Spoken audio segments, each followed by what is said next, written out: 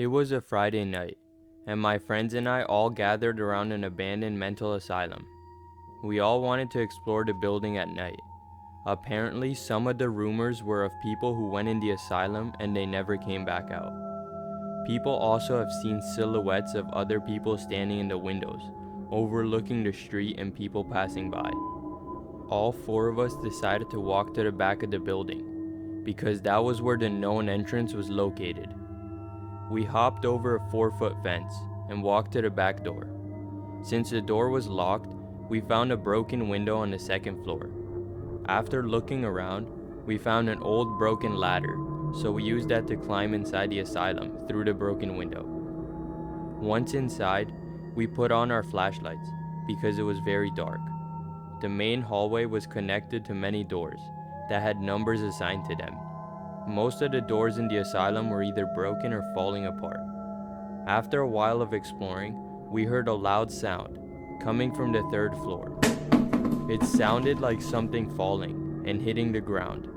Since we were all adventurous at the time, we decided to go upstairs and explore around to see what made that sound. Once we got upstairs, we shined our flashlights around a long hallway. At the very back of the hallway, we could see an old woman in a white dress sitting down on the floor facing a wall. We all turned our flashlights off in hopes that she did not see us. I started to back up, constantly looking into the dark hallway. When we reached the stairs, my friend decided to put on his flashlight once again. When he turned his light on, we could see the same old lady standing 10 feet in front of us. I screamed "run" as we all sped down the stairs. After a little while, we could not find the exit to the asylum, until we realized. We went down to the basement instead of going to the second floor. That was when it hit me. We were lost in the dark asylum with an old lady chasing us. We started walking back up the steps to the second floor. My 3 friends were first, and I was the last one. Then suddenly, I felt something touching my shoulder. I quietly turned my head around, and I could see the same old lady staring at me, with her hand on my shoulder.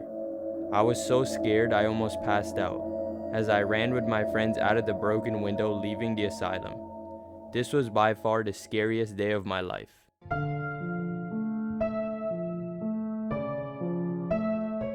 It was getting towards the end of the night, and I was finishing up my night shift at the pizza place I was working at. By this time, it was already 11:30, and the store would close at 12. While I was packing up, I heard the front door to the store open up. Usually people don't come this late, so I was caught off guard. I even glanced at the clock, which said 11:56. There was 4 minutes till I closed the place, so I was not gonna serve him anything at this moment. The man walked up to the counter and ordered 2 pepperoni pizzas. I kindly responded telling him that the store is closed, and that I can't serve him the pizzas. I feel like this startled the man, since his face immediately turned into an angry looking stare. He tried asking again, but nothing changed. After a little while, he began cursing me out, and he walked out of the store slamming the door. After I saw his car pull out of the parking lot, I locked up the store and drove home. At my house, I just went upstairs and went to bed, because I was very tired. Sometime in the middle of the night, I heard a faint car door open. Not even a minute later, the doorbell rang. I got out of bed, feeling very annoyed. I walked downstairs and peeked through the window blinds. There was no one there, but I could see a car parked in the driveway. This woke me up because I got scared. I looked through the window at the front lawn. There I could see a man standing in the bushes holding a baseball bat. I knew it must have been the same guy from the pizza place. I also knew that I was about to get jumped, so I backed up from the window and ran upstairs. At that exact moment, the man threw a large rock, shattering my window in the living room. When I got upstairs, I locked the door and called the cops.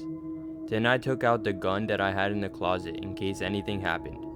After a few minutes, I could hear the man outside my bedroom door. "I know you're in there," he said.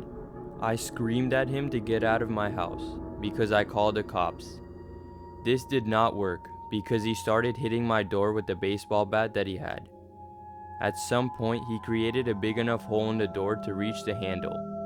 He slowly opened the door. That was when I screamed again, telling him that I have a gun and that he needs to leave now. Instantly, the man ran back downstairs and left my house. When the cops came, they searched the house and found nothing. To this day, I am forever grateful for being alive after that experience.